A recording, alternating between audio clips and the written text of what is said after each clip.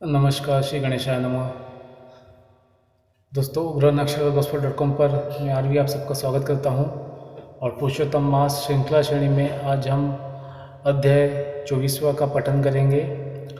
कथा आपको आगे बढ़ाते हुए मैं शुरुआत करता हूँ, प्रारंभ करता हूँ। आपका आशीर्वाद बनाए रखेगा और कथा का पूर्ण लाभ लीजिए। 24वां अध्याय प्रारंभ करिए। मणिग्रह बोला, हे द्वैज, विद्वानों से पूर्ण और सुंदर चमत्कारपुर में धर्मपत्नी के साथ में रहता था। धनाढ़ पवित्र आचरण वाला पराक्रम में तत्पर मुझको किसी समय संयोग से दुष्ट बुद्धि पैदा हुई।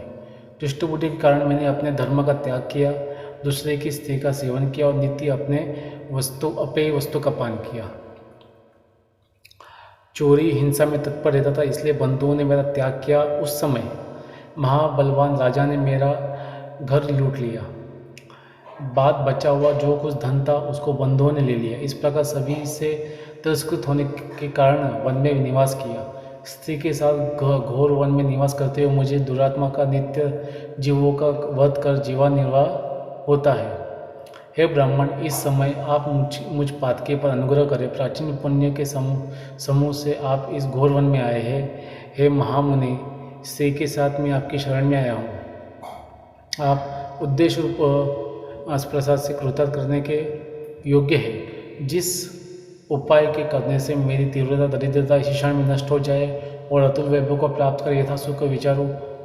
उग्रदेव बोला, हे महाभाग, तुम कृतार्थ हो गए जो तुमने मेरा अतिथि सत्कार किया। इसलिए इस समय स्त्री सहित तुमको होने वाला कल्याण को कहता हूँ। जो बिना व्रत के, बिना तीर्थ के, बिना दान के, बिना प्रयास के तुम्हारी दरिद्रता दूर हो जाएगी, ऐसा मैंने विचार किया है। इसके बाद तीसरा पुरुषोत्तम मास आने वाला है। उस पुरुषोत्तम मास में सावधानी के साथ विधिपूर्वक तुम दोनों स्त्री पुरुष श्री पुरुषोत्तम भगवान को प्रसन्न करने के लिए दीपदान करना। उस दीपदान से तुम्हारी यह दरिद्रता जड़ के साथ नष्ट हो जाएगी।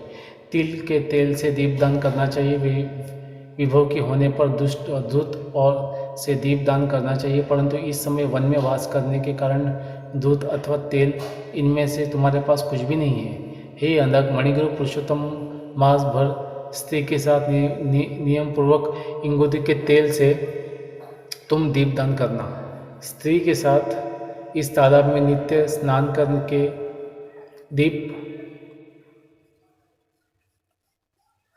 दीपदान करना। इस प्रकार तुम इस वन में 1 मास व्रत करना।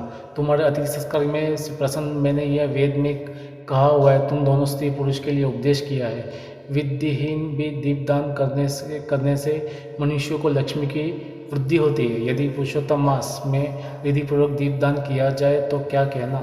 वेद में कहे हुए कर्म और अनेक प्रकार के दान पुरुषोत्तम मास में दीपदान की 16वीं कला के भी बराबर नहीं कर सकते। समर्थ तीर्थ, समस्त शास्त्र पुरुषोत्तम मास के दीपदान की 16वीं कला को नहीं पा सकते हैं। योगदान, सांख्य, समस्त तंत्र भी पुरुषोत्तम मास के दीपदान की 16वीं कला को नहीं पा सकते। कच्छु, चांद्रायण और समस्त व्रत पुरुषोत्तम मास के दीपदान की 16 कला की बराबर नहीं कर सकते। वेदों का प्रतिदिन पाठ करना, गया श्राद्ध, गोमती नदी के तट पर सेवन पुरुषोत्तम मास के दीपदान की 16वीं कला की बराबर भी नहीं कर सकते। हजारों ग्रहण, सैकड़ों व्यतिपात पुरुषोत्तम मास में के दीपदान की 16 कला के बराबर ही नहीं कर सकते। कुरुक्षेत्र आदि क्षेत्र, दंडक आदि वन पुरुषोत्तम मास के दीपदान की 16 कला के बराबर नहीं कर सकते। हे वत्स, यह अत्यंत गुप्त व्रत जिस किसी ने कहने लायक नहीं है। यह धन, धान्य, पशु, पुत्र, पौत्र और यश को करने वाला है। वंध्या स्त्री के बांझपन को नाश करने वाला है और स्त्रियों को सौभाग्य देने वाला है। राज्य से गिरे हुए राजा को राज्य देने वाला और प्राणियों को इच्छानुसार फल देने वाला है। यदि कन्या व्रत करती है तो गुणी चरित्रजीवी पति को प्राप्त करती है। स्त्री की इच्छा करने वाला पुरुष सुशीला और पतिव्रता स्त्री को प्राप्त करता है। विद्यार्थी विद्या को प्राप्त करता है। सिद्धि को चाहने वाला अच्छी तरह सिद्धि को प्राप्त करता है। खजाना को चाहने वाला खजाना को प्राप्त करता है। मोक्ष के लिए मोक्ष को चाहने वाला मोक्ष प्राप्त करता है। बिना विधि के, बिना शास्त्र के जो पुरुषोत्तम मास में जिस किसी जगह दीपदान करता है वह इच्छानुसार फल को प्राप्त करता है। हे वत्स, विधि पूर्वक नियम से जो दीपदान करता है वो फिर कहना ही क्या उसका। इसलिए पुरुषोत्तम मास में दीपदान करना चाहिए। मैंने इस समय यह तीव्र दरिद्रता का नाश करने वाला दीपदान तुमसे कहा, तुम्हारा कल्याण हो, तुम्हारी सेवा में मैं प्रसन्न हूँ। अगस्त्य मुनि बोले, इस प्रकार वह श्रेष्ठ ब्राह्मण मन से 2 भुजा वाले मूल्य को धारण करने वाले श्री हरि भगवान का स्मरण करते हुए प्रयाग को गए। वे दोनों अपने आश्रम से उग्रदेव के पीछे जाकर उनके पास कुछ मास पर्यंत वास करके प्रसन्न मन हो दोनों स्त्री पुरुष उग्रदेव को नमस्कार कर फिर अपने आश्रम को चले गए। अपने आश्रम में आकर भक्ति से पुरुषोत्तम में मन लगाकर ब्राह्मण की भक्ति में तत्पर उन दोनों स्त्री पुरुष ने 2 मास बिताया। 2 मास बीत जाने पर श्रीमन पुरुषोत्तम मास आया। उस पुरुषोत्तम मास में वो दोनों गुरु भक्ति में तत्पर हो दीपदान को करते हुए आलस्य को छोड़कर वो दोनों ऐश्वर्य के लिए इंगुति के तेल से दीपदान करते रहे। इस प्रकार दीपदान करते उन दोनों को पुरुषोत्तम मास बीत गया। उग्रदेव ब्राह्मण के प्रसाद से शुद्धदान कारण होकर उस समय पर काल के वशीभूत हो इंद्र की पुरी को गए। वहाँ होने वाले सुखों को भोग कर पृथ्वी पर भारतखंड में उग्रदेव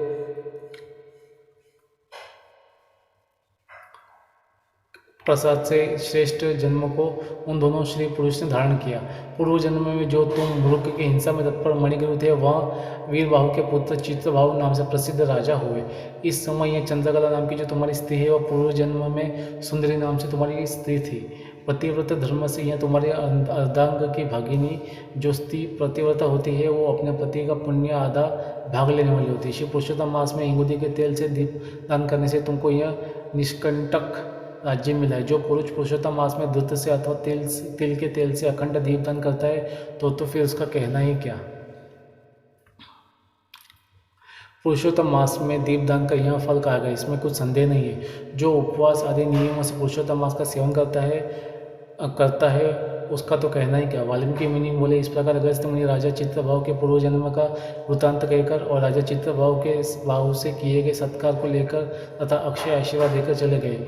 इति श्री ब्रह्मद नारद पुराणे पुरुषोत्तम मास महात्मा श्री नारायण संवादे दधधन्वोपाख्यान दीप महात्मा कथन नाम 24वां संपूर्ण करिष्ये, समाप्त करिष्ये। 24वां अध्याय की समाप्ति होती है। दोस्तों अगले वीडियो में आपसे मिलूंगा 25वें अध्याय को, कथा को आगे बढ़ाते हुए, अध्याय को आगे बढ़ाते हुए। जानिए कुछ भूल चुको तो माफ़ कर देना, छोटा बालक समझकर, और कथा का और अध्याय का आनंद लीजिए। बड़ा सुकून मिलता है ये सब कथा सुनने के बाद में। मुझे तो बड़ी अच्छा लगता है, इसलिए मैं ये पोस्ट करता हूँ ताकि मैं रहूँ या ना रहूँ, लेकिन आने वाले समय में जिसको पुरुषोत्तम मास की कथा सुननी होती वो ये मेरे चैनल पे जाकर हर तीसरे साल में ये कथा का पूर्ण आनंद ले। जाने अनजाने कुछ भूल चुको तो छोटा सा बालक समझ कर माफ़ कर देना। आप सबका आशीर्वाद बनाए रखना। जय श्री कृष्ण। ओम पुरुषोत्तम देवाय नमः। ओम नमो भगवते वासुदेवाय नमः। ओम नमो भगवते वासुदेवाय नमः। ओम नमो भगवते वासुदेवाय नमः।